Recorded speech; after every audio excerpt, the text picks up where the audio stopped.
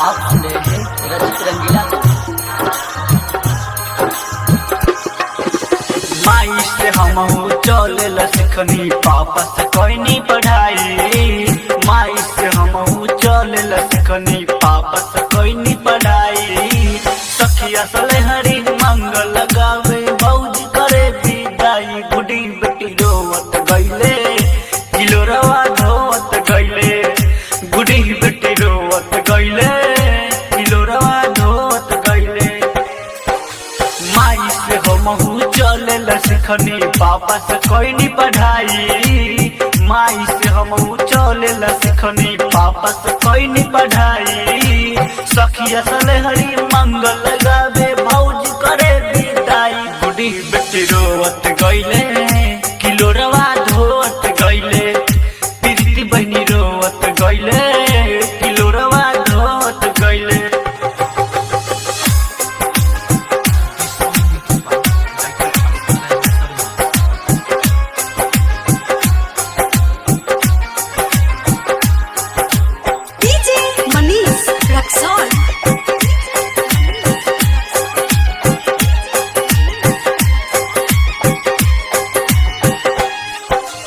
भैया हमरो गावे गीतिया अपन हिम्मत लगा के। सुना ना भैया हमरो गावे गीतिया अपन हिम्मत लगा के।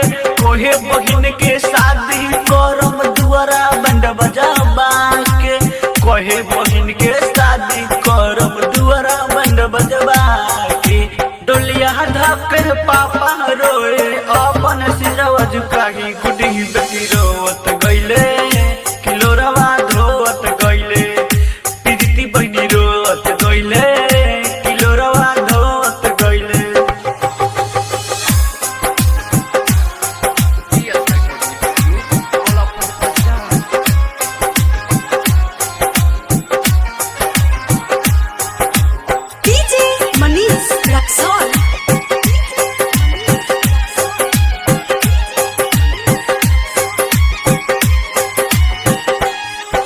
राइटर लाल बाबू, बेटी बिना मन न लागेला।